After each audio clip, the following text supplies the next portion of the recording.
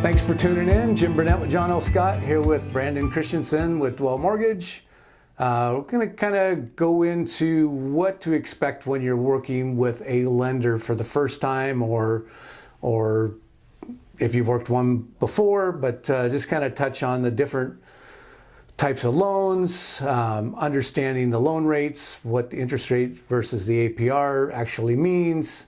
So when somebody contacts you, what's kind of the first thing that you do with them? I think I'm actually going to back it up one more step, Okay. Jim, because I think, and we've talked about this before, it's good to have a game plan with your team, right? And when I say your real estate team, what I mean is your real estate agent and your lender working together.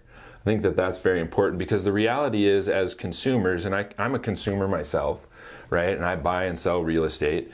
I want to make sure that my team works together well. And so that first conversation or that introduction typically happens in our way of doing things in our market. I guess I would say this is pretty standard, I think, and you might be able to echo this, Jim, but you're typically the one that has the first conversation as a real estate agent with the client. Usually. Right? Yeah. Like they'll find a house, or you'll find a home, or you'll see a home, or you'll start thinking about buying a house, and you'll want to reach out to your real estate agent, Jim Burnett. Right? And you'll have that initial conversation. Or they come into an open house and it's the first time they've stepped out of the house to look at homes, and what do I do? So I'd really say that that's where the process starts. Right. And so Jim has an amazing kind of, what would you call it, Jim? A buyer consultation conversation? Yes. Where you talk about the process on the real estate side, which also includes the lending process. Correct. That's a huge component of it. So your first meeting with Jim is kind of that exploratory meeting where you're kind of teaching, educating, advising. What they want. Clarifying. Mm-hmm. And then comes the age-old question, right? Have you been pre-approved? Yeah. Right? How much can you afford? Right. Which is actually a direct result of going through that pre-approval process, is understanding affordability. And so once the client and I, as the lender, have had an opportunity to connect, and I'll tell you what that kind of looks like. So the initial conversation with a lending partner should be an exploratory conversation. It's really coming together and understanding, okay, what are the goals for the transaction? Meaning, what are you trying to accomplish? What do you have your heart set on? Right. Because like I said, I'm a consumer too, and as consumers, we behave emotionally in a lot of ways, right? So we have this vision of what we want to accomplish. And so that initial conversation with your lending partner is to kind of explore what that looks like and what that means for you, and understanding kind of the context of how we can achieve that goal together. And so my initial conversation with the client, I typically like to spend about 30 to 45 minutes, either in person, in today's day and age, online, virtual, Zoom, phone call, whatever works for you or for that person specifically, I'm open and ready to do. And during that conversation, like I said, we kind of explore the goal, explore the vision, and then we start to move from that like visionary state to the more practical, how do we accomplish this together? And during that initial conversation, we're talking about everything from what does it look like to you to purchase a home? What type of home are you looking for? What is the ultimate goal for this property? How long do you plan on seeing yourself in this home? Is this a short-term purchase, a long-term purchase?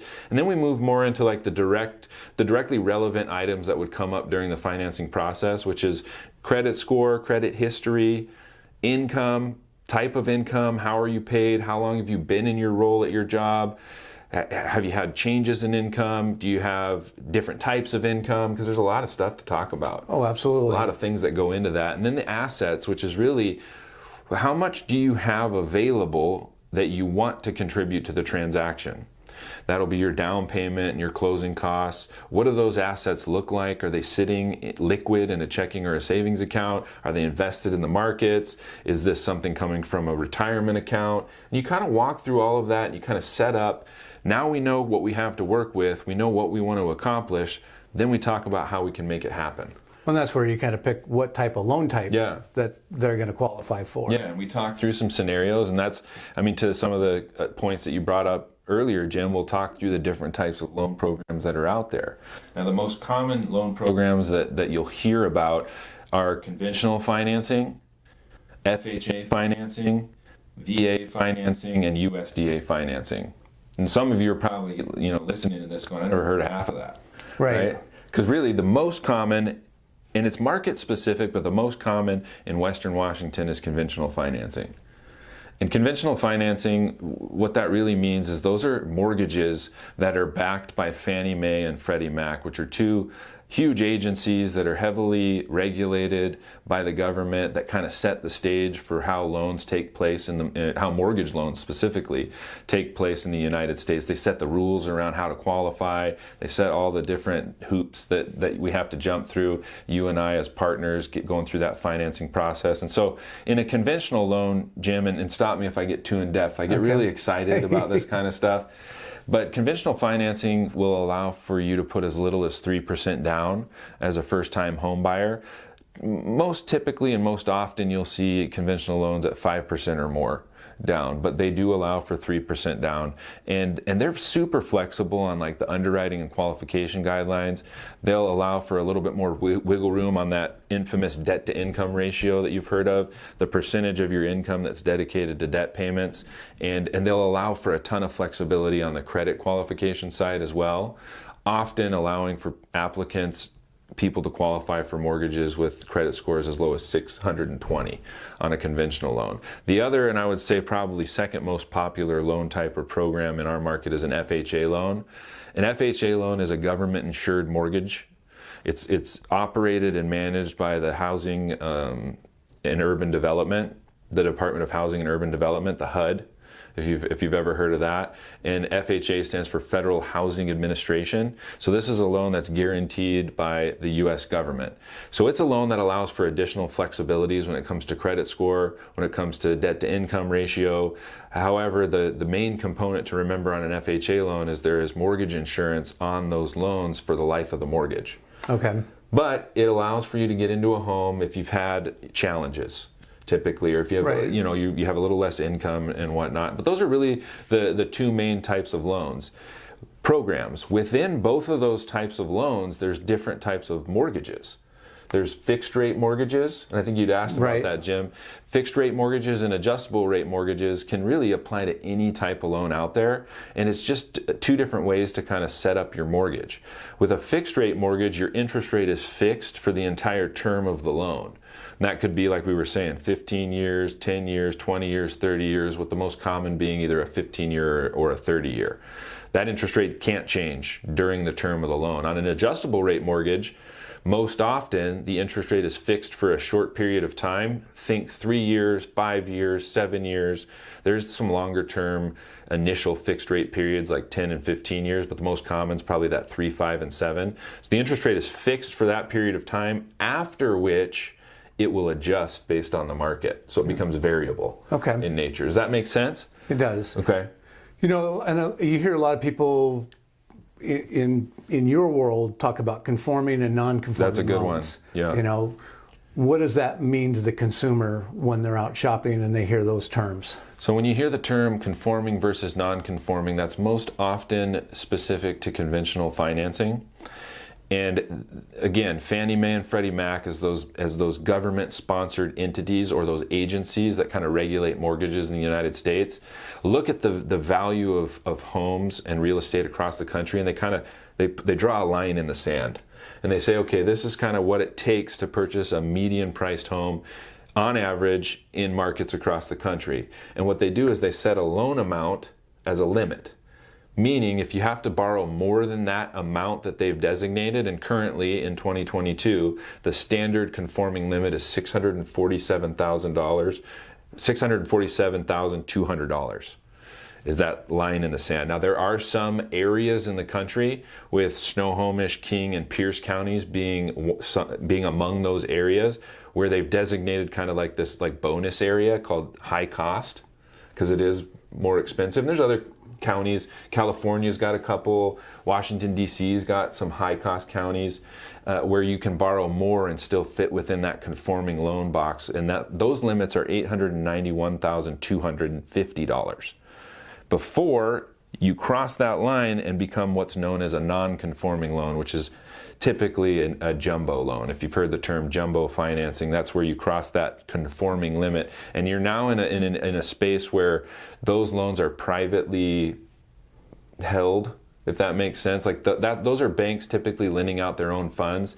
They're not backed by Fannie and Freddie. They're making the decision on what the qualifications are to qualify for those types of loans, and they're most often, I don't want to say more difficult, Jim, but they're a little bit more challenging. Right. Well, there's a different amount you have to put down. Sure. Interest rates are a little bit different. Not necessarily they're higher. They could be lower. They could be, yeah. In fact, right now they are.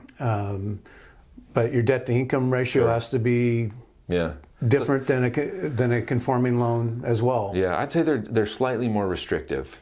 They're not as flexible as a conforming loan, and so you just need to be aware of that. If you're in that price point where your down payment that you have available to use for the transaction is going to put you in a position where you have to borrow more than that limit that I had mentioned, you just need to be aware of kind of what that means, and that's always a good conversation to have with your lender. Get a really firm understanding of, if we cross that line in the sand and we're now in that jumbo financing world, what changes for us specifically, and that's part of that initial conversation. I think, is understanding that. Well, it comes up more and more now because homes are $1 million plus every day. Yeah. So, you're out there shopping for your loan, talking to different lenders. Everyone's throwing out what their interest rate is. Yeah. But everyone's got fees behind that. Yeah. What should a consumer do to really be able to see what the difference is between one lender to another? It's a great question, Jim. That's the $1 million question, right? And I would say, step one is you want to find a lending partner that you can trust to give you transparent information and transparent advice. I can't put enough value on that piece of advice, because it is confusing. Heck, I'm a lender, Jim, and I'll look at different quotes from different lenders, because my clients will come to me and say, hey, I got quotes from these lenders, help me understand them. And it can be very confusing even for somebody that does this every day, because there's fees in places and it's hard to understand, well, what am I really being charged versus now they're telling me I'm going to have a credit here to offset this, and it can be overwhelming. The government decided to create a metric which I both like and dislike in the same breath. Okay. Their decision, because what they've done, and this is really kind of consistent with most things related to the government, is it was a great idea, but very confusing in its execution. But the goal with APR, right? You've heard of the term APR, annual percentage rate, is it's supposed to give you an idea of the cost of the loan. So instead of comparing an interest rate to an interest rate, because you might have a quote from a lender that says your interest rate's 5.25%. Then you've got another lender that says your interest rate's 4.875. Well, at first glance, you're like, that 4.875 is a better deal. But what you need to understand and unpack is, how did I get to that 4.875? Are there additional fees and costs involved in me being able to get that lower rate? Meaning, is the lender charging me additional origination charges, maybe some points, to lower that interest rate down to 4.875. And so the goal of APR is to give you an idea of not only the interest rate, but the fees and costs associated with obtaining that interest rate. So really, the easiest way to explain APR, Jim, is if you took two quotes from two different lenders that were both at 5%. One of them had an APR of 5.172. And then the other one had an APR of 5.374. You'd be able to look at those two estimates and say, well, the lower APR wins, and it's a more affordable loan, because those interest rates are apples to apples, right? So that's the goal of APR, and like I said, in its execution, it has become somewhat confusing. That's why I kind of fall back on, find partners to work with that you trust. Because I tell my clients, I'm not always going to be the most competitive interest rate in every situation, but I'll be open and transparent with you. If you have a quote from another lender that's a better solution for you, I'll tell you. If I were in your position, I'd take that deal. That's a great deal. And so that's where that working with somebody that you know has your best interests in mind is a win. because it can be overwhelming and confusing, because there's a lot of moving parts on even just the real estate transaction, the contingencies, and this many days and that many days. And it's just nice to have somebody on your team or in your court that you trust has your best interests in mind to help you navigate some of those things. Perfect. You know, another type of loan type I get asked about is, okay, I'm selling my house. I want to go buy something, but I need the money from my house sale to buy the new house. But in this market, things are moving so quick. Yeah. Talk about the bridge loan and how that benefits someone in that scenario. Right.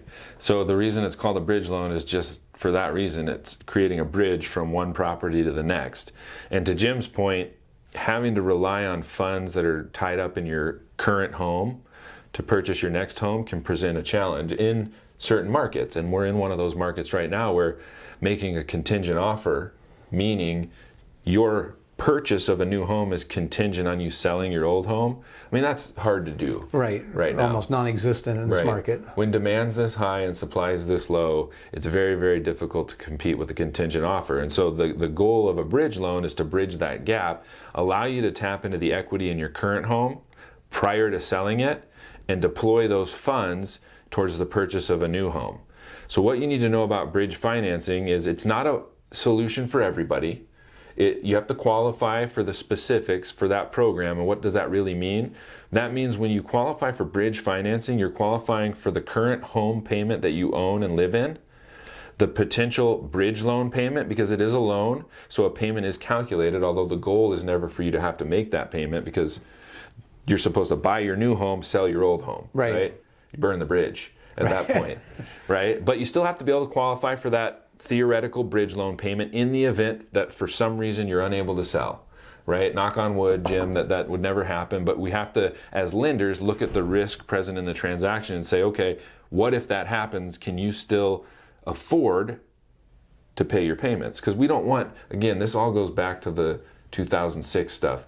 We don't want to put people in a position where they cannot afford their housing payment, because we've seen what that leads to and we don't want to go back there.